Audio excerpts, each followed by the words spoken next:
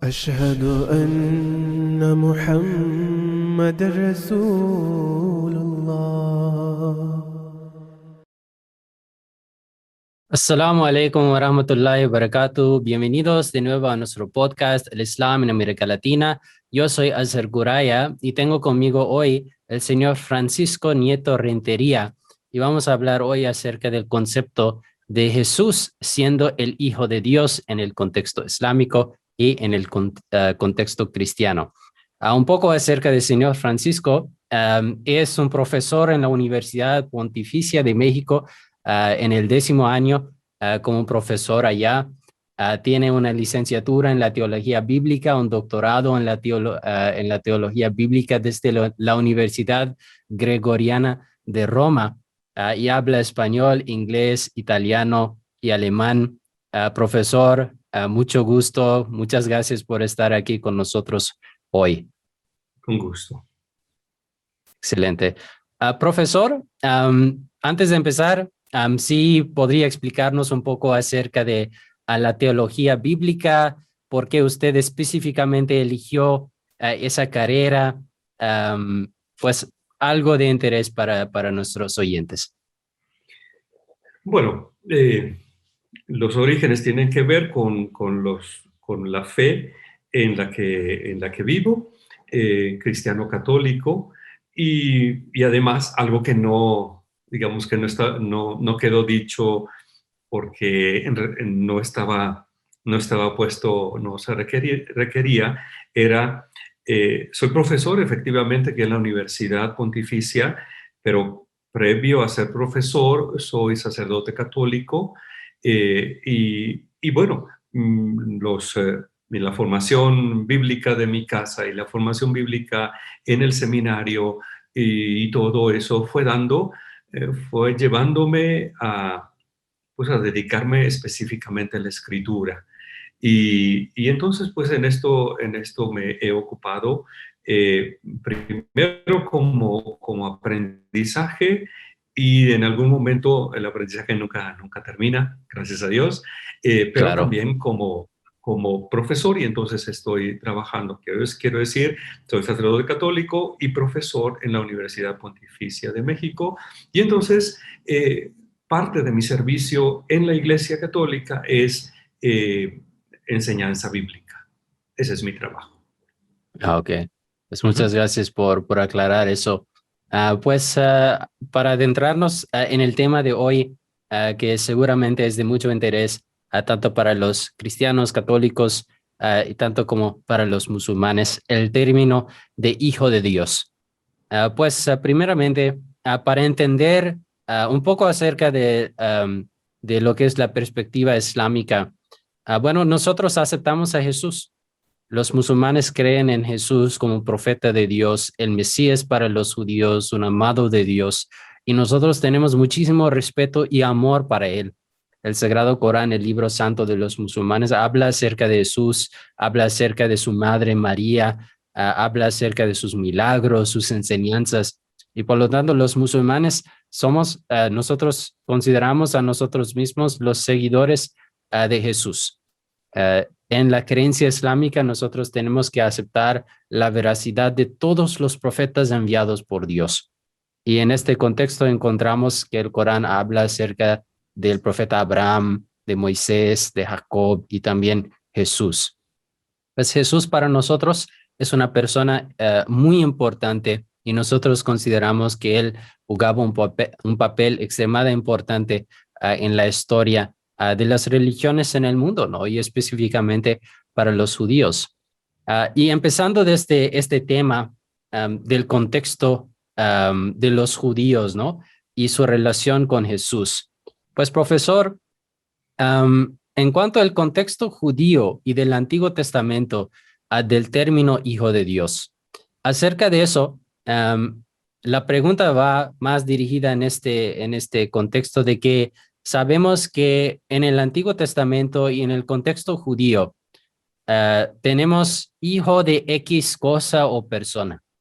Y eso era una construcción hebrea común que se utilizaba para relacionar vagamente una idea con otra. Y bueno, si estoy equivocado, después, sin favor de corregirme, ¿no?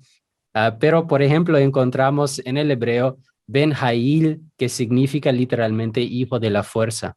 Y esto significa, se refiere a un soldado élite valiente que lucha. Ahí también tenemos otros ejemplos de eso. Hijo de X significa que una cosa está relacionada con otra.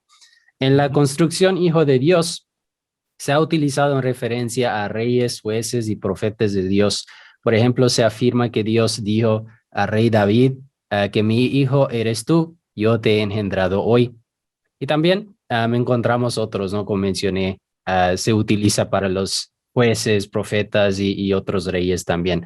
Pues, profesor, teniendo todo esto en cuenta, ¿qué puede decirnos acerca de este término, hijo de Dios, en el Antiguo Testamento? ¿Y cómo es que los judíos utilizaban este término y cómo es que ellos entendían ese término en su historia? Creo efectivamente el uso predominante, y lo cual es comprensible completamente en el judaísmo, de esta manera de decir, de hablar con esquemas nuestros, con esquemas, con conceptos humanos, en el sentido de la experiencia humana sirve para expresar, y con la conciencia de que no se expresa, no hay una exactitud en el sentido de las cosas, sino hay cierta metáfora, etcétera, etcétera. Efectivamente, el uso que encontramos por lo menos en las escrituras judías, que los cristianos llamamos Antiguo Testamento, el uso que se hace del término hijo es efectivamente así, metafórico, ¿se entiende? Hay muchas expresiones en las que se usa el término hijo, asimilando a la experiencia familiar y entonces tratando de entender desde esa experiencia de familia, de relaciones familiares, tratando de entender las relaciones con Dios. O bien entre los seres humanos, sencillamente. Y entonces, por ejemplo, a alguien que pertenece a Sión, el lugar donde está Jerusalén, la montaña, pues, o se habla de hijas de Sión, para decir habitantes de Jerusalén.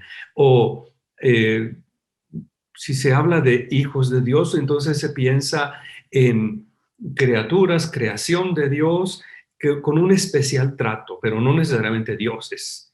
El concepto judío es monoteísta completamente, o por lo menos ese es el desenlace, porque en los textos iniciales, en la historia antigua de Israel, pareciera que no hay exactamente un monoteísmo en el sentido de sabemos, creemos que hay un solo Dios, sino al principio parece que los textos dan a entender que ellos dicen, ok, hay dioses, hay diversos dioses, cada pueblo tiene su Dios, el nuestro es este. Entonces no es exactamente monoteísmo, algunos le llaman enoteísmo, es decir, este es el nuestro, no negamos que haya otros. Claro que ese concepto inicial va depurándose hasta que encontramos en textos más tardíos, por ejemplo, el texto de Isaías a partir del capítulo 40, encontramos ya expresiones mucho más claras de que no solamente este es nuestro Dios, además es el único Dios, pero entre una y otra, entre este es el nuestro, cada uno tiene el propio, pero el nuestro se llama Adonai o Yahvé, como le queramos llamar. Entre esa primera expresión y las expresiones del libro de Isaías de este es el único Dios, no hay otro. Hay un proceso largo que se alcanza a percibir en la escritura. Es decir, el primer dato es el monoteísmo, obviamente. Este es Dios, hasta llegar al punto de decir, no solamente es nuestro Dios, sino es el único Dios. Hay un solo Dios. Ese es el dato. Y después, si se habla de hijos, se habla en sentido figurado, para expresar cercanía, para expresar alguien, obediencia visto desde el lado humano, obediencia a Dios o búsqueda de sus mandamientos, o así se puede hablar de eso. Para hablar de alguien que por función, que por su tarea específica en medio del pueblo, le toca hacer algo particular, como el rey, en el tiempo en que hubo monarquía en Israel, entonces efectivamente se habla del rey como alguien con un trato especial con Dios y por lo tanto un hijo de Dios, o los ángeles, como criaturas que están, que están, rodean a Dios, entonces se les llama también hijos de Dios. Es decir, el sentido que encontramos en la Escritura es en sentido figurado, digamos, hablar de hijo. Y ese mismo sentido figurado es el que se usa, por ejemplo, en los profetas. Por decir, en el profeta Oseas, y de Egipto llamé a mi hijo, refiriéndose a la casa de Efraín o Israel. Y entonces va usándose cierta terminología de filiación, en la cual se entiende que no se trata de una filiación en el sentido preciso de la palabra, en el sentido de Dios tiene hijos, que ya sería, habría que revisar este monoteísmo, que es un elemento básico. Es decir, el término hijo tiene el sentido en los textos del Antiguo Testamento de pertenencia o de cierta semejanza entre uno y otro, entre los elementos, entre Dios y el que busca a Dios, por ejemplo, entre Dios y el rey, porque el rey es una especie de representante de Dios en medio del pueblo y le toca hacer justicia en nombre de Dios y le toca diversas cosas, ¿no? Y entonces, pues, el rey, por ejemplo, viene presentado como hijo de Dios de manera particular, pero no en el sentido de que se diga efectivamente el rey es Dios.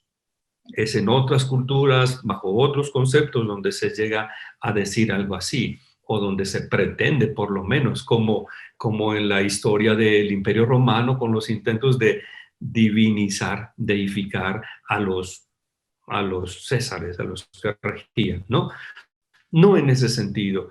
El sentido en los textos bíblicos judíos, los textos sagrados judíos, el sentido tiene que ver más con la cercanía, con la función que le toca desempeñar, con una serie de cosas y por lo tanto una filiación, podríamos decir simplificando mucho, figurada, Okay, algo figurado. muy bien. Estos elementos obviamente pesan mucho porque son las tradiciones de fe judías las que están en el fondo y sirven de base para Jesús y los discípulos de Jesús. Es decir, esos elementos tienen un peso fuerte, claro, en la fe o en Jesús y en los seguidores de Jesús. Lo que queda expresado en los textos cristianos, en los textos sagrados cristianos que nosotros llamamos Nuevo Testamento. Pues muchas gracias por esa entrada. Y esta es la segunda pregunta. De hecho, pues ya que sabemos este contexto judío, pues la siguiente pregunta es cómo usó Jesús específicamente este término y cómo él lo entendió. Pues ya sabemos que Jesús predicaba en una sociedad judía, ¿no? En el principio, sus seguidores fueron judíos, ¿no?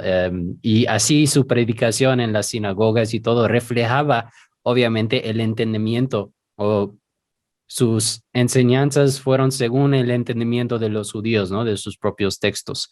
Sí. Pues, por ejemplo, en cuanto al uso del término hijo de Dios, específicamente por Jesús, pues primeramente sabemos que Jesús sabía de la construcción en general, hijo de X. Pues como ya hemos hablado acerca de eso. Por ejemplo, en Marcos se dice, concedió a 2 de sus seguidores, ambos hermanos, el título de hijos del trueno. Y eso una referencia a su celo en el seguimiento de la fe.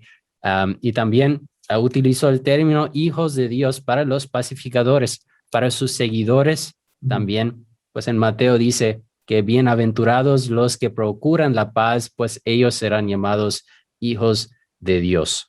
En cuanto a eso, Jesús también en un lugar en Juan menciona que él utilizó o él explicó ese término. Pues por ejemplo dice, En el Evangelio de Juan se afirma que Jesús proclamó que era uno con el Padre, tras lo cual los judíos intentaron apedrearlo, afirmando que había blasfemado al llamarse a sí mismo Dios. Y Jesús les respondió: no está escrito en su ley, yo dije son dioses. Si aquellos a quienes vino la palabra de Dios los llamó dioses, y la escritura no se puede violar, a quien el Padre santificó y envió al mundo, ustedes dicen blasfemas, porque dije yo soy el Hijo de Dios. Pues en este pasaje y dentro de este contexto de Jesús utilizando este término, esta construcción y este término específico y esta explicación, para nosotros, bueno, los musulmanes que ven desde la perspectiva como los judíos, del monoteísmo, nosotros entendemos estas declaraciones como que Jesús estaba validando o enseñando que él utilizaba este término o lo entendía en su contexto judío. Pues también aparte de eso, pero también usted también podría explicar esto, el contraste que existe o la diferencia entre el título Hijo de Dios y el título también Hijo del Hombre. Vemos los dos títulos utilizados al mismo tiempo, ¿no?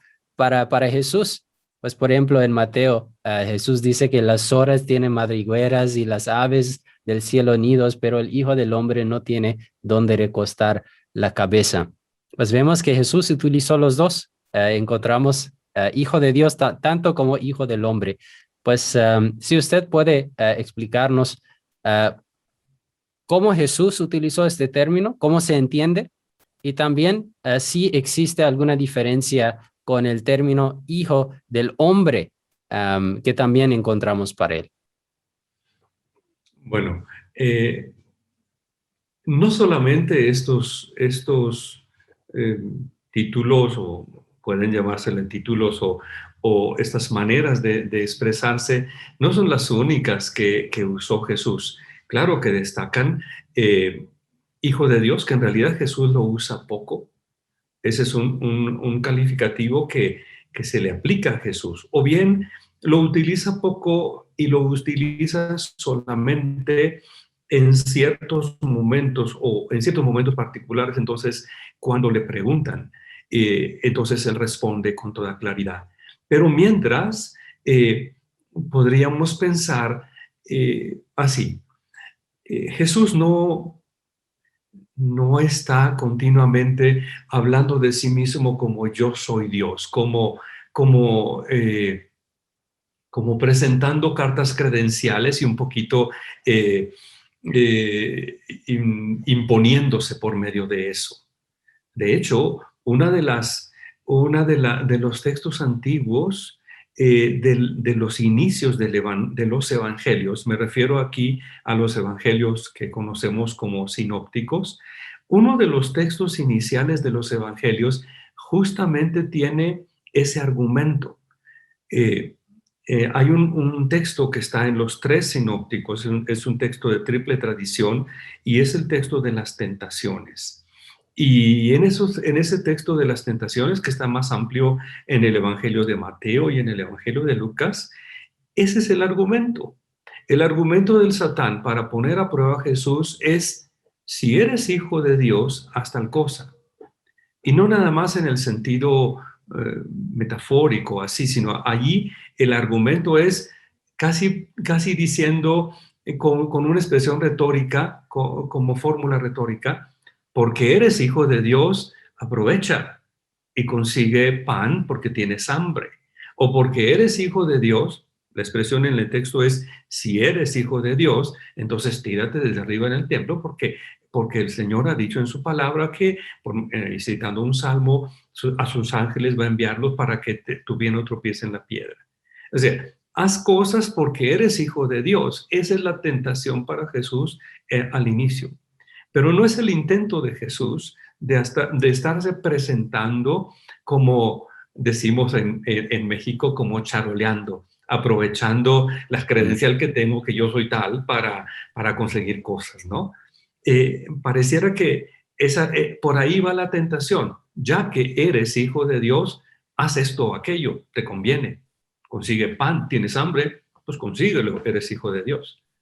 Es decir, no está en la intención, digamos, en los textos, no está en la intención de Jesús de andar como argumentando y consiguiendo él cosas porque es hijo de Dios, sino el asunto para Jesús es presentarse como uno igual, como un hombre. Y la expresión hijo del hombre es esa, que tiene una tradición fuerte en el Antiguo Testamento, hablar de el hijo del hombre. De pronto adquiere ciertas connotaciones de tipo del género apocalíptico, pero el término hijo del hombre sencillamente indica un hombre, un ser humano. Y él se refiere a sí mismo cuando enseña a los discípulos, cuando está hablando con ellos y se refiere a sí mismo y dice, el Hijo del Hombre va a padecer, va a decir, yo voy a padecer, sin más, en la dimensión, en su aspecto humano. Pero este asunto hace entrar en un asunto más profundo, que entiendo que sea un asunto polémico entre las grandes religiones, por lo menos lo es con el judaísmo, del tema de si Jesús es entonces hombre solamente, o Jesús es Dios, o si es posible pensar en ambas cosas juntas. La fe cristiana afirma, y esa es la afirmación de los textos bíblicos como tal, la fe cristiana afirma Jesús es verdadero Dios, Hijo de Dios, y verdadero hombre, simultáneamente. La otra pregunta viene, ¿y cómo le haces para explicar eso? Y entonces, claro, y entonces la cuestión, ha habido mucha tinta de por medio, mucho que se ha escrito, muchas discusiones y todo, y además era una de las polémicas de los primeros siglos del cristianismo. Hay una serie de llamadas herejías que responden a esa problemática exactamente. Era una cosa imposible visto por ejemplo, por los cristianos de origen griego, por decirlo generalizando, de origen pagano, que la cultura era griega, la dominante. ¿Cómo entender esto o cómo juntar dos elementos que en principio son irreconciliables? O eres Dios o eres hombre. Y esa es una polémica, una temática que creó mucha polémica en los siglos primeros del cristianismo. Llegó una declaración oficial ya en tiempos después de Cristo, digamos. La primera declaración oficial fue hasta el siglo IV en las autoridades de la iglesia, para decir nuestra fe, lo que nosotros creemos es esto. Jesús es verdadero Dios y verdadero hombre.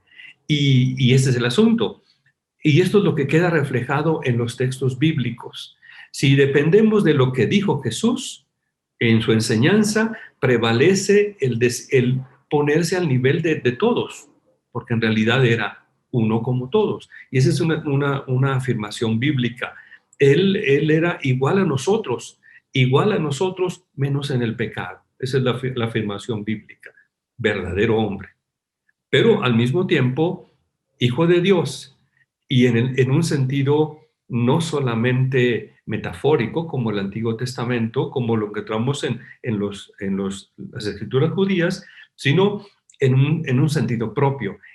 E insisto, esto Jesús dice de sí mismo más refiriéndose a sí mismo como hijo de hombre, un hombre, listo.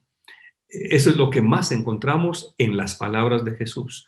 En cambio, el concepto hijo de Dios y en un desarrollo que va más allá de algo metafórico, eso lo encontramos en la reflexión cristiana, en la reflexión de los cristianos, expresada en la propia Escritura.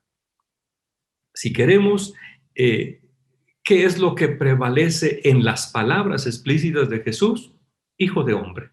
O bien otros títulos más, como siervo o como el hijo en líneas generales. Pero la que prevalece es un hombre, un hijo de hombre. Y sin embargo, hay ciertos momentos en que Jesús acepta explícitamente para sí mismo el calificativo Hijo de Dios. Y el contexto nos dice en esas ocasiones, y son muchas, el contexto nos dice que no es mero sentido metafórico del término, sino ya hay algo más. Es decir, por ejemplo, si vamos, bueno, hay una serie de elementos que habría que tener en cuenta. Y una cosa es la teología expresada en los sinópticos, otra cosa es la teología expresada en el Evangelio de Juan, que, digamos, compartiendo muchos elementos, tiene otros elementos, digamos, más avanzados en reflexión o que suponen un proceso más largo de reflexión de fe. Y entonces habría que distinguir. Pero en líneas generales es posible decir, si pensamos en el uso Hijo de Dios por parte de Jesús, es menor por parte de Él, porque Él se refiere a sí mismo con otros nombres, con otros calificativos. Uno de ellos es un hombre, o bien, usando la expresión bíblica, el Hijo del Hombre, para hablar de sí mismo, aunque hay otros calificativos más. La gente cuando se le acerca lo llama de diversas maneras, desde Señor, Maestro. Hay una serie de elementos que encontramos y hay una serie de elementos en los que Jesús corrige, pero otros que sencillamente calificativos que le dan y él los asume, los acepta y ya. Si se trata del término, del calificativo Hijo de Dios, justamente Hijo de Dios, el hecho de pensar de sí mismo, hacerse pasar, dicen los judíos en el Evangelio de Juan, creerse hijo de Dios y no nada más en sentido metafórico, eso fue motivo de conflicto. Hay un texto que es característico, creo, y me quedo en el Evangelio de San Juan, y es el capítulo 5. Él había curado a un paralítico. Y entonces le dicen, no te es lícito cargar la camilla en sábado. Pues el que me curó me dijo, vete a tu casa y pues voy para allá. ¿Quién es? Y entonces ya finalmente él les dice quién es. Y entonces hay un relato de un diálogo, conflicto entre los judíos y Jesús. Y el asunto grave para los judíos es doble. Primero, no respeta el sábado, pero además, se hace pasar como hijo de Dios. Y ahí es mucho más que metafórico, porque ellos son parte de las tradiciones judías en las cuales se usa continuamente hijo de Dios. O sea, no tendrían por qué ir en contra de él, porque se hace llamar hijo de Dios. Y sí, hay muchos que se llaman hijos de Dios, y cualquiera puede ser llamado hijo de Dios en el Antiguo Testamento con tal de que busque a Dios, etcétera, ¿no? Es decir, allí en la temática, el juicio, se hace llamar hijo de Dios, va más allá de lo metafórico, porque no tendría lógica de ponerse a pelear con algo tan obvio para todo judío. Entonces, hay una serie de elementos que van diciendo, y me refiero al Evangelio de Juan, que van diciendo de Jesús, inclusive más allá de las expresiones explícitas, de una filiación que es mucho más que metafórica. En el capítulo 1 del Evangelio de San Juan encontramos, por ejemplo, un himno en el cual se habla de Jesús, dicho como la palabra o el verbo que estaba con Dios, que era Dios, por medio del cual fueron creadas todas las cosas. Y esa palabra se hizo carne y habitó entre nosotros. Y eso es mucho más que sentido metafórico. Ese es un himno cristiano puesto allí como inicio del Evangelio de Juan, pero que dice mucho más que, digamos, que lo pone a Jesús ahí puesto bajo la imagen de la palabra o la imagen de la sabiduría, pero creador. Estaba con Dios, era Dios, por medio de él fueron creadas todas las cosas, o por medio de ella, la palabra, refiriéndose a Jesús. Y la palabra se hizo carne y habitó entre nosotros. Creador, por lo tanto Dios, y sin embargo presente entre los hombres. Es decir, los textos bíblicos van juntando los elementos. Ahí están conviviendo los calificativos hijo del hombre, hijo de Dios, Mesías, Cordero, Maestro, Señor, una serie de calificativos que van todos como juntándose y configurando el concepto o la fe en Jesús. Muchas gracias. Pues sí, claro, como mencionaste en el primer capítulo de Juan, esto es un himno o es una expresión de la creencia de estos seguidores antiguos de Jesús, ¿no? Y su percepción de él. Pero qué bueno es de destacar, ¿no? Que hay en los evangelios encontramos las declaraciones de Jesús explícitas, encontramos también estos himnos o declaraciones de sus algunos de los seguidores que vinieron después, ¿no? Y sus creencias, sobre todo acerca de quién era Jesús. Pero continuando con la charla, a la siguiente pregunta lo que tenemos es, ¿cuándo se declaró a Jesús Hijo de Dios? Pues esto también es interesante. Usted mencionó ahorita, ¿no? Que en el Evangelio de Juan, más de un concepto que Jesús fue declarado, tenemos un concepto de la encarnación de la palabra, ¿no? Y como que Jesús fue así, en una forma divino, desde el principio junto con Dios, ¿no? Pero, por ejemplo, esta pregunta en general nos lleva a las teorías de la alta y baja cristología. Básicamente, lo que encontramos, y claro, usted puede corregirme si estoy equivocado, en los 4 evangelios, la primera mención explícita cronológicamente de que Jesús fue declarado Hijo de Dios durante de su vida es en el bautismo. Durante su vida, en los hechos, encontramos es que en ese momento es que cuando Dios declaró que esto es como mi hijo. Su bautismo marcó el comienzo de su ministerio y por tanto también el comienzo de su realeza, siendo así el esperado rey davídico, en una manera de entenderlo, ¿no?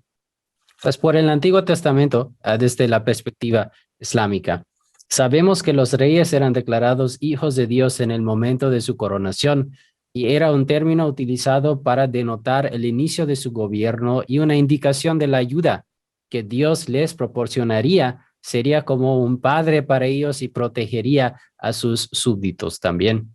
Pues esta es, creo, se conoce como la teología adopcionista.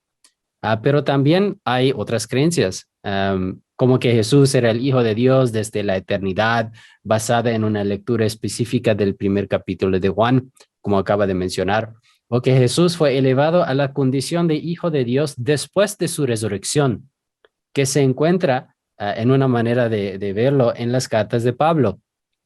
Por ejemplo, en Romanos, y si puede comentar sobre eso, se dice en el primer capítulo de Romanos, versículo 4, y que fue declarado Hijo de Dios con un acto de poder conforme el Espíritu de Santidad por la resurrección de entre los muertos. Al leer esto, algunos llegan a la conclusión de que Jesús fue declarado o hecho Hijo de Dios en alguna forma. Uno, tenemos este concepto de que desde la eternidad, ¿no? Según Juan. Otro es que tenemos un concepto de que fue en el momento de su bautismo. Y el otro aquí es que encontramos que fue después de la resurrección. Pues, ¿qué puede decirnos acerca de estas teologías? ¿Qué es lo más correcto? En el concepto islámico, nosotros vemos el Jesús histórico. Y según esto, estamos más inclinados a entender que Jesús fue declarado el Hijo de Dios en el momento de su bautismo, que señalaba su ministerio que estaba empezando como el rey davídico. Pero, por favor, profesor. Bueno, sí, otra vez es terreno movedizo, ¿no? Porque depende de dónde o quién lea y a qué le ponga más atención. Vuelvo al mismo dato que decía en relación a los títulos variados de Jesús. No es uno solo, son muchos los que están en juego y van dando forma digamos, van expresando matices diversos de la fe en Jesús. Es hijo, es siervo, es Mesías, es maestro, es Señor, es Cordero, es muchas imágenes que es la sabiduría de Dios, muchos títulos que van conformando la fe, como se expresa la fe en Jesús en los textos cristianos, que es textos sagrados. Algo similar podemos encontrar con los otros, esta pregunta de ¿y cuándo? Insisto, no es tan sencillo porque si nosotros nos fijamos puntualmente en un aspecto, después encontramos otro texto que dice algo que parecería contradecir. Más bien yo creo que hay que hablar de diversas teologías que están presentes como diversos cauces de un río o diversas corrientes dentro del mar, ¿no? No es una sola, sino hay internamente debajo de la superficie hay corrientes de agua diversas, o en un río también. En un río puede haber, es el agua que va corriendo, pero la gente que conoce dice, mira, no te metas a este ladito porque está corriente, o acá hay una corriente que va así, o es más fría o es más caliente. Algo por el estilo podemos encontrar en los textos, igual los textos judíos que los textos cristianos. Diversas corrientes teológicas que enfatizan entonces algún aspecto. Y entonces, presentado como Mesías, o desde ese punto de vista, y puesto como el que viene a regir, o presentando el inicio del ministerio, que refuerce ese dato, aunque no es el primero, en realidad. Si nosotros queremos, por ejemplo, vamos a centrarnos en un evangelio para tratar de aclarar. Si queremos, por ejemplo, el evangelio de según San Mateo, efectivamente tenemos en el capítulo 3 la indicación del bautismo de Jesús y la declaración durante el bautismo, las palabras del Padre que dicen, tú eres mi hijo. Listo. Uno podría pensar, ok, entonces aquí fue adoptado como hijo. Antes no lo era y aquí fue adoptado como hijo. Correcto. En ese sentido, entonces podríamos pensar, es Dios, es el Hijo de Dios. O habrá que ver bajo qué concepto se dice hijo. Pero antes encontramos en el Evangelio de Mateo, en los capítulos 1 y 2, encontramos también relatos que nos hablan de Dios, de Jesús como Dios. El anuncio del ángel, el anuncio del nacimiento es el anuncio del Hijo de Dios, o bien del Rey que acaba de nacer, también es otro calificativo. Pero si nos quedamos en el Evangelio de San Mateo, entonces encontramos a unos magos de Oriente que adoran, y la adoración va a Dios. Y entonces, digamos, hay ciertos elementos. Si nos quedamos solamente con la palabra explícita, entonces sí podemos pretender fue en el bautismo, o fue en la resurrección, o fue en otro momento. En realidad, hay que fijarnos en la palabra, pero también hay que fijarnos en los elementos que están en torno a esa palabra explícita, el nombre explícito, hijo o alguna cosa por el estilo. ¿Cuándo fue declarado hijo? Pues en el bautismo era obvio porque es el inicio de su ministerio y hay que respaldarlo.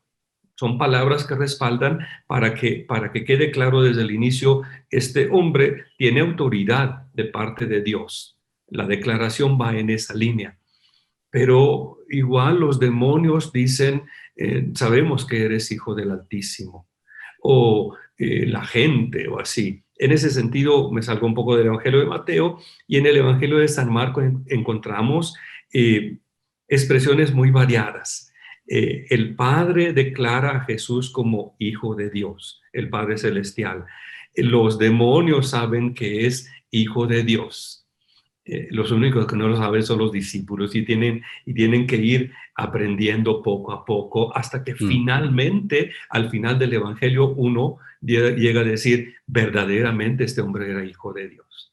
Es decir, hay una serie de elementos. Esta temática de cuándo es una temática vista desde el lado cristiano, en la historia del cristianismo, es una temática repasada, digamos, polémica en los primeros siglos, de cómo pensar, qué pensar de Jesús, de cuándo es declarado hijo de Dios o a partir de cuándo, desde el inicio, como está en el Evangelio de Juan, o desde el bautismo o desde la resurrección. Esas temáticas dieron pie a una serie de polémicas en la historia de la iglesia, se les llaman conflictos de herejías diversas, que unos decían una cosa y otros decían otra cosa, y entonces provocaban que finalmente hubiera una reflexión teológica explícita y entonces hubiera una declaración oficial de parte de las autoridades para decir, no, nuestra fe siempre ha sido así, ten cuidado de no ponerla de esta o de aquella manera. Son asuntos que han sido parte de la reflexión y parte de las polémicas en torno en relación a Jesús y a la fe en Jesús como Hijo de Dios. Quedan abiertas las posibilidades, pero yo creo que más que leer que si bautismo, que si en la resurrección, que si desde antes, habría que leer todo el Nuevo Testamento, y el Nuevo Testamento nos deja el dato sencillo: Jesús es Hijo de Dios. Si pensamos en San Pablo, que habla, por ejemplo, pareciera que es más por la resurrección. En la resurrección es declarado hijo, o ahí es asumido como tal.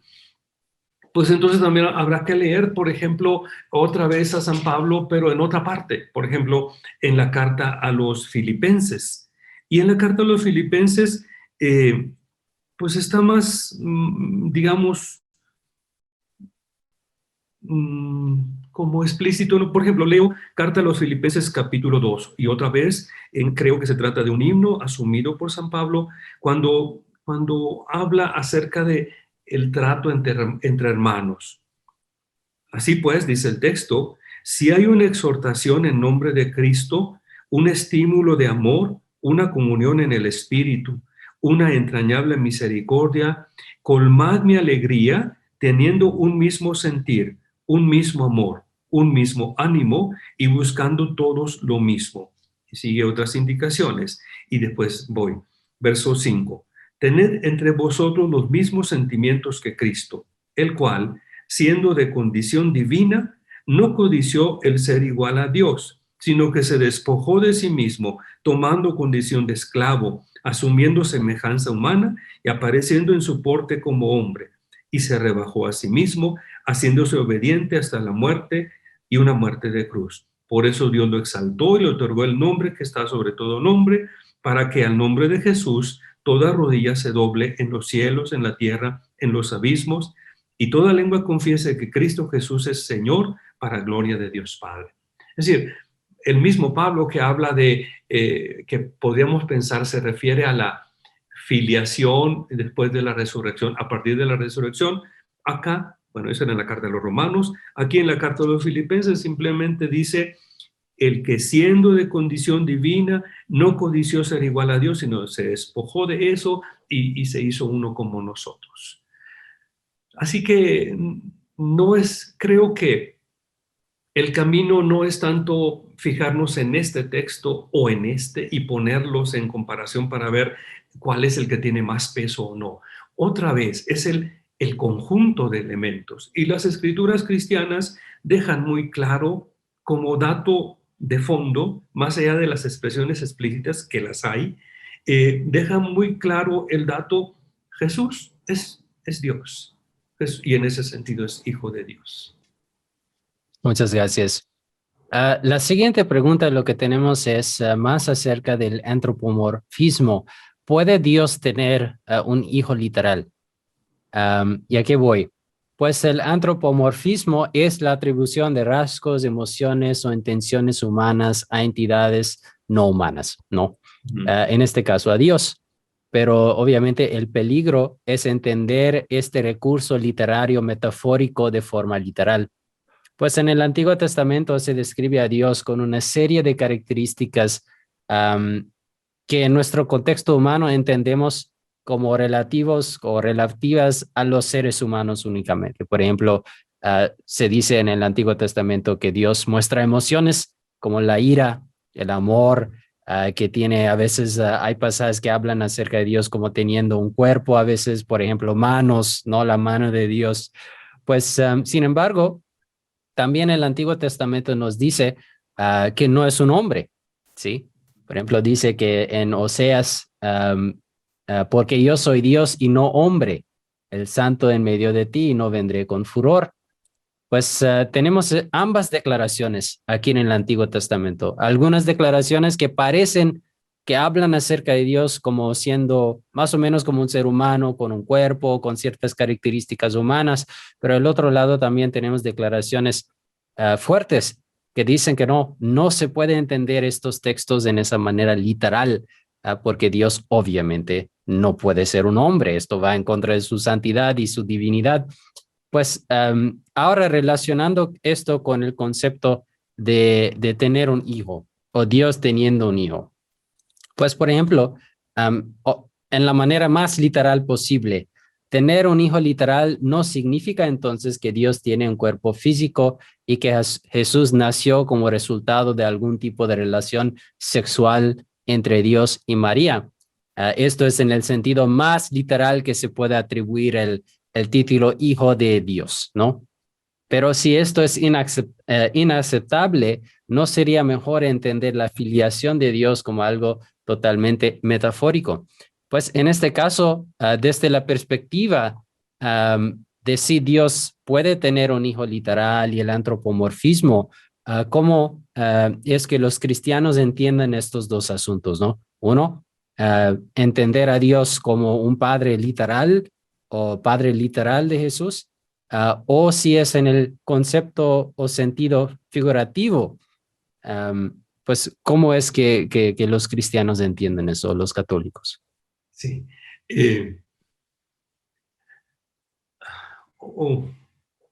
Creo que hace falta, o bueno, nos ayuda tener claro siempre que nosotros nos expresamos con los parámetros de juicio y de vida que tenemos nosotros. Es decir, siempre vamos a usar antropomorfismos porque pues es lo que nosotros podemos hacer y aplicamos a Dios, por ejemplo, sentimientos que son humanos, reacciones que son nuestras, como si Él tuviera un cuerpo como nosotros. Y la Biblia está llena de eso. Y le pedimos a Dios que dirija sus ojos a nosotros. Si tiene ojos o no, ¿qué vamos a saber nosotros, no?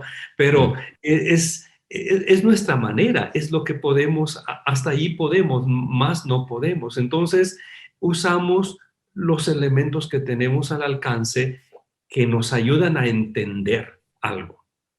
Y así, el dato que encontramos en la Escritura, igual en los textos judíos como en los textos cristianos, Antiguo y Nuevo Testamento, el dato es ese. Siempre nos expresamos de Dios con lo que tenemos nosotros al alcance para expresarnos, sencillamente para tratar de darnos a entender o tratar de entender, conscientes de que no lo vamos a lograr tampoco. Y nuestras expresiones estarán marcadas por eso, formas humanas aplicadas a Dios.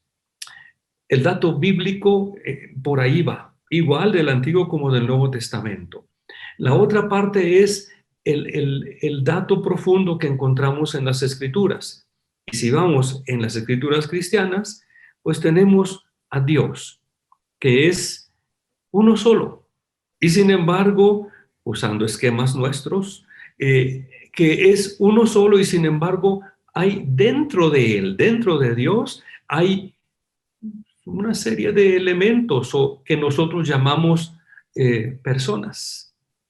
Y la fe cristiana, los cristianos decimos, nosotros creemos en Dios que es el único y verdadero Dios, pero dentro de sí hay familia. Decir familia ya significa estar usando conceptos, antropomorfismos. Listo, usando conceptos nuestros de la familia. Pero el asunto es tratar de expresar el dato bíblico es que siendo uno, hay dentro de sí mismo de Dios, hay, por revelación divina, por cierto, no porque nosotros alcanzamos a entender, porque no alcanzamos a entender, pero hay algo dentro que nosotros llamamos personas. Y entonces hablamos con esos conceptos humanos aplicados a Dios, de Padre, de Hijo y de Espíritu Santo.